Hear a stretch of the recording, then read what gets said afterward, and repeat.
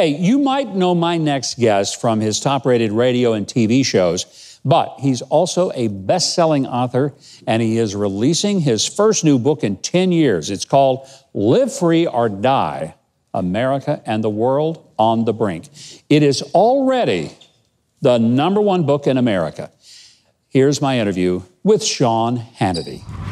Sean, brand new book, Live Free or Die. I mean, it's the theme of New Hampshire, their motto. But this thing, before it ever even got on the market, was already the #1 best-selling book in America. There's clearly an appetite for your message. Why are people so desperate to understand what's going on in America today? Boy, first of all, Governor, thank you for having me. And I like the role reversal, because I'm usually interviewing you. Yeah, that's right. So this is a nice change of pace. But, you know, it really is. Think about it. When I first started thinking about this, well over a year ago, the process of writing a book, you know, because you've written so many bestsellers yourself. And what I saw coming was this is now a crucial, key, pivotal moment for the country. And this is a tipping point. This is a crossroads. And as I felt a sense of urgency, I never wanted to write another book, Governor. It's too much work. I've got 4 hours on air a day. I think that's enough. But I felt a 5-alarm fire in my head, my heart, my soul, and my solar plexus. And I just knew I had to do this because I saw where this was headed. What I didn't know, would be even more urgent than I thought it would be. And that is, I never thought we'd have a candidate that went harder and harder and harder in one direction. Now, I think it's a sign of weakness. But I think that Joe Biden, by adopting Bolshevik Bernie Sanders' socialist economic agenda, basically naming him as economic czar, he knew that he didn't have Bernie supporters behind him. And then pledging trillions to AOC's new Green Deal, he knew he needed that part of the Democratic base. Then, of course, Kamala Harris, she's to the left in 2019, when you look at the Senate record, of Bernie Sanders. So he's tripled down, quadrupled down on hardcore leftism, but that is pure on socialism. And if the stated policies that they have, Governor, and you know this as well as I do, if they are ever implemented, it would be an unmitigated disaster. It is the antithesis of everything that has created, I always believe, the greatest country God gave man. I think that with it will go freedom and liberty. These will be false promises they are making. Everything's free. They'll never be fulfilled.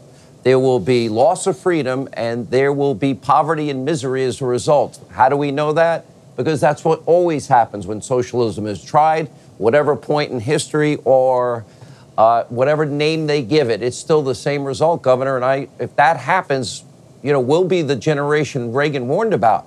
He said freedom is but one generation away from extinction.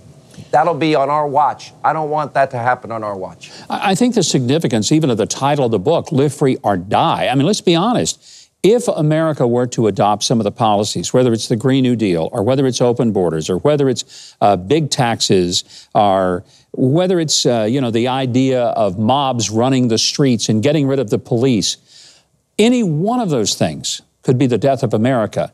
And I think when you add it up, it makes your book so very timely and the message just a real, gut punch to people who need to think about this election. Sean, this isn't about the personalities of Joe Biden or Donald Trump or whether they like the president's tweets. This is whether or not this country lives or dies. And that's why I think your book really struck a nerve, even before it was released. Yeah. You know, Governor, one of the things, and I have some polls in the book, especially young people, they find socialism, quote, appealing. You know, when I've done man on the street interviews, you ask them what it is, they don't even know what it is. But whatever name, whatever manifestation, be it, the Mao's revolution or the Bolshevik revolution, or the satellite, the former Soviet Union and Hungary and Bulgaria, Czechoslovakia, Poland, etc., Yugoslavia. You look at all those countries, East Germany, they had to build a wall. People in East Germany were dying to get out. They couldn't get out. What happened? It failed. All of these promises that are offered always fail. Look at Cuba more recently, the murdering Castro brothers, the dictators that they are, or if socialism worked, Venezuela would be the richest country on earth. But I think there is an appeal when they promise you that everything's going to be free. You're going to have free, guaranteed education, pre-K through college. You're going to have student loan forgiveness.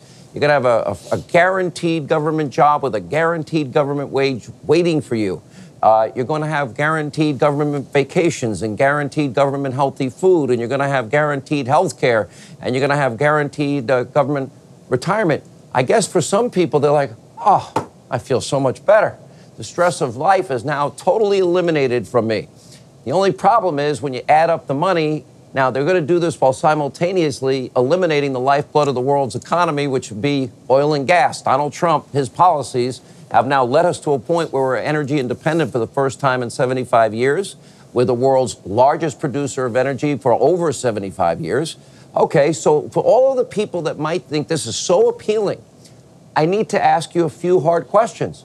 Number one, if you look at all of these blue states, all of these blue cities that have been run by liberal Democrats for decades, my question is, how are they doing with their number one most fundamental, basic job and responsibility, safety, security, law, and order?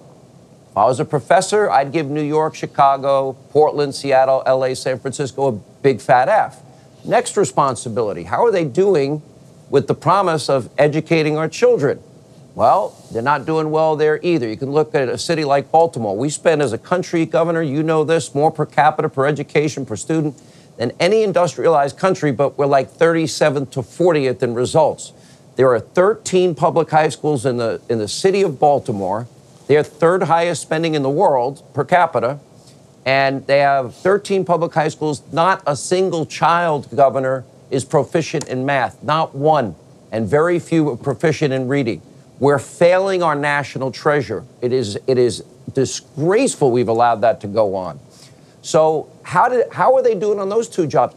How is government doing, last I read, Governor, Social Security in a lockbox. Remember we used to talk about a lockbox? Yeah, that's going bankrupt. Medicare's going bankrupt. And more recently, how did all of the Obamacare talking points work out? Well, we now know the results are in. Millions lost their doctors, millions lost their plans. On average, Americans are paying 200% more for health insurance. And now we're going to double down on this. Medicare for all, $52 trillion. The new Green Deal, $94 trillion. You don't need a degree from Harvard or MIT, Governor, to understand a country that takes in $4.5 trillion a year can't spend $94 trillion on the new Green Deal in 10 years and another $52 trillion on Medicare for all. That is mathematically, scientifically impossible.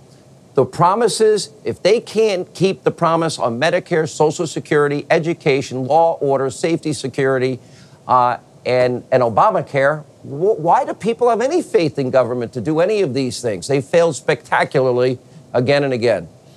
You talk to more people per day than any human being that probably lives in America. With 3 hours of radio, an hour of television, all the most highly rated programs. Now your book. That means you are a target. There's a big bullseye on your back every day. The left comes after you unmercifully. How do you handle that on a personal level? We only got about 30 seconds left, but I wanted to get a personal question in here because, I know the Sean Hannity that a lot of people don't see. They only know the one that they see or hear. But that's got to wear on you, just the relentless attacks from the enemies that you have created. There are a lot of people, for example, and I've given you this compliment before, they run for president and they don't win, and then they lose their mind. You were never one of them because it wasn't personal for you. I dish it out 4 hours a day. Whatever switch I'm supposed to have in this crazy head of mine that cares what other people think of me, it does not exist. I care about what my children think. Yeah. And even my friends, you either get me or you don't. I mean, understand that this is a blood sport. This is not Monopoly every day. I can take hits, but I'm also very comfortable giving them out. And I just know as long as I stay centered in my principles and my strong beliefs and try and be the best person I can be, always striving to be more perfect, like we strive to be a more perfect union, I'm very at peace with it. When it affects my kids in particular, it's a little irritating, but I'm very blessed. They're 21 and 19. They understand what Dad does. Well, congratulations on an incredible book. I know the publisher is cutting down trees even as we speak so they can print some more because everything is sold out. I'm proud of you and proud for you, not because of you. I'm proud for the message of this book. It is an incredibly valuable message that Americans need to be thinking about before they go vote. And I hope they'll do it. Sean Hannity, great to see you. Thank you. You've been a dear friend all these years, and I'm looking forward. I've had a sneak peek at your book. I'll give a little tease here. And it's almost like complimentary. We were on parallel paths, which makes me very happy because it's all hands on deck, Governor. We need to save this country and all hands on deck. Yes, we do. Thank you, Sean.